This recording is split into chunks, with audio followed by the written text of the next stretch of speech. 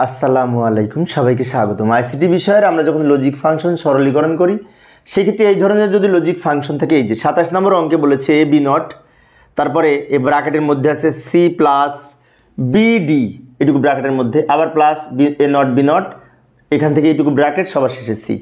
তো ব্র্যাকেট কিন্তু এই অংশ আবার এই টোটালটা নিয়ে আরেকটা ব্র্যাকেট আছে। তো কোন কাজটা আমরা আগে করব, তাই না? সরল করার সময় এই ব্র্যাকেটটা, ভিতরের ব্র্যাকেটটা আমরা আগে তুলব, তোলার পরে শেষে আমরা এই সি গুণ করব।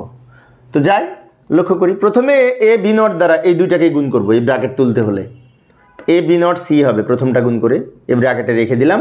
জাস্ট এই ভিতরের ব্র্যাকেটটা তুলে এটার সাথে গুণ করে লিখব।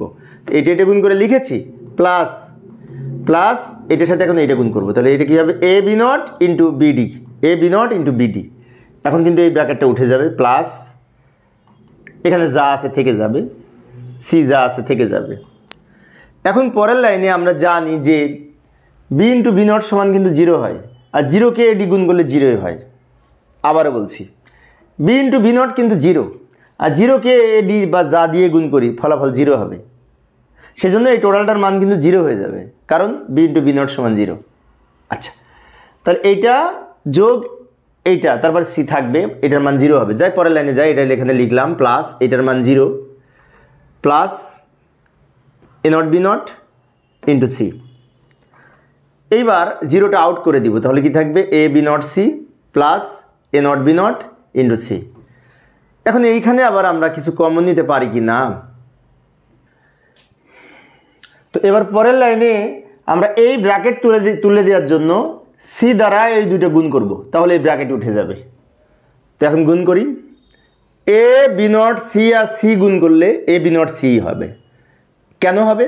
সি আর সি গুণ করলে কিন্তু একটা সি হবে, অ্যান্ড অপারেশনে আমরা জানি। এইখানে A not B not C হবে, plus A not B not C হবে। জাস্ট এই ব্র্যাকেটটা তুলে দেওয়ার জন্য এই সি দিয়ে গুণ করে এটা পেলাম। এবার বি নট সি এই দুটো অংশ থেকে বি নট সি কিন্তু কমন যায়, কারণ এখানেও বি নট সি আছে, এখানেও বি নট সি আছে। তাহলে বি নট সি যদি কমন নিই, এখানে এ থাকে প্লাস এখানে এ নট থাকে। এখন এ প্লাস এ নট সমান কিন্তু 1।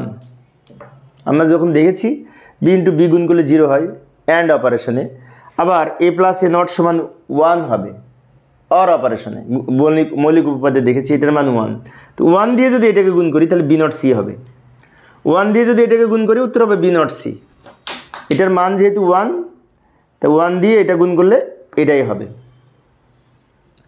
এইভাবে আমরা এই বুলিয়ান, বিশেষ করে নিয়ম অনুযায়ী, বুলিয়ান অ্যালজেব্রার নিয়ম অনুযায়ী লজিক ফাংশন সরলীকরণ করতে পারি।